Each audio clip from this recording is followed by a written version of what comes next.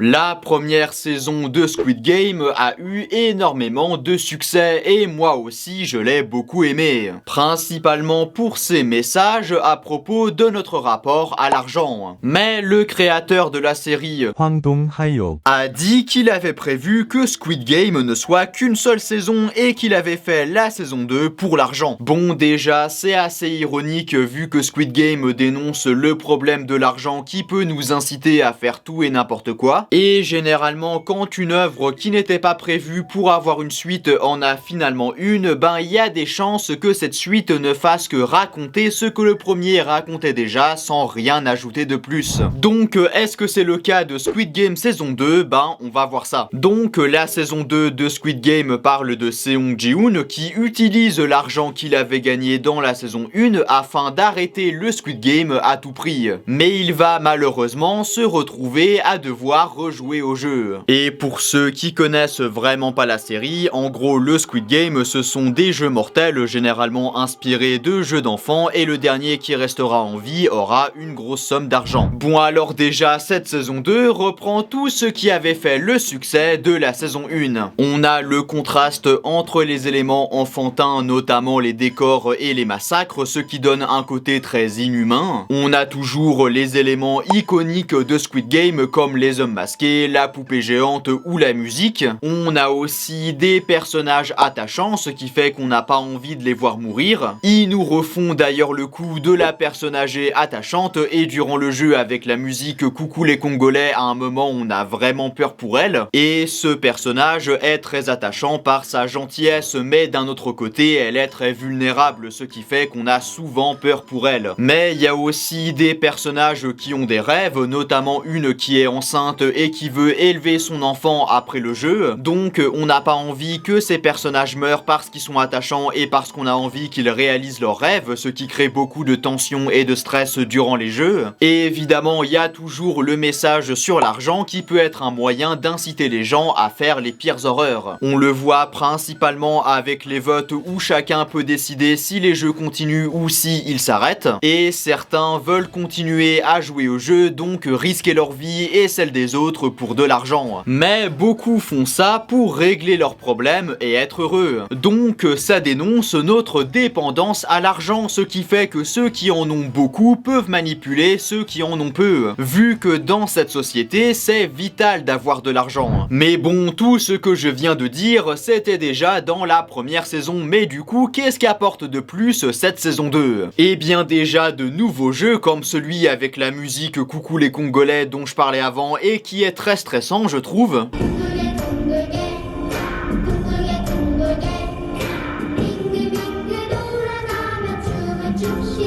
Vu que c'est en partie de la chance, du coup on peut pas vraiment savoir quel personnage va mourir ou non, mais il y a aussi un autre jeu où là c'est plus du travail d'équipe. Et puis il y a une intrigue secondaire avec une femme qui fait partie des hommes masqués habillés en rose et qui connaît quelqu'un qui est dans le jeu, mais pour l'instant ils en font pas grand chose. Sûrement que dans la saison 3 ce sera plus exploité, et oui d'ailleurs cette saison 2 ressemble plus à une partie 1 d'une saison 2. Vu que contrairement à la première saison, la fin de la saison 2 ne conclut pas du tout les enjeux. Mais il y a une autre intrigue secondaire où le policier et d'autres personnes cherchent l'île où il y a le Squid Game afin d'arrêter les jeux. Et en fait, durant les 2 premiers épisodes, c'est l'intrigue principale où Ji-hoon, le policier et d'autres personnes cherchent le Squid Game. Et j'aimais bien cette intrigue vu que ça changeait par rapport à la première saison. Sauf qu'après, ben on retourne dans les jeux et cette intrigue de traque est un peu éclipsé. Bon, de temps en temps on voit un peu ce qu'ils font, mais très peu, le reste du temps c'est les jeux. Et je trouve ça dommage vu que c'était une bonne idée cette histoire de track, ça apportait de la nouveauté. Mais bon, ce que les gens avaient aimé dans Squid Game, ben c'est les jeux, du coup c'est eux qui prennent toute la place. Après il y a la fin de cette saison 2 où les personnages font quelque chose qui n'était pas dans la première saison et ça apporte un peu de nouveauté.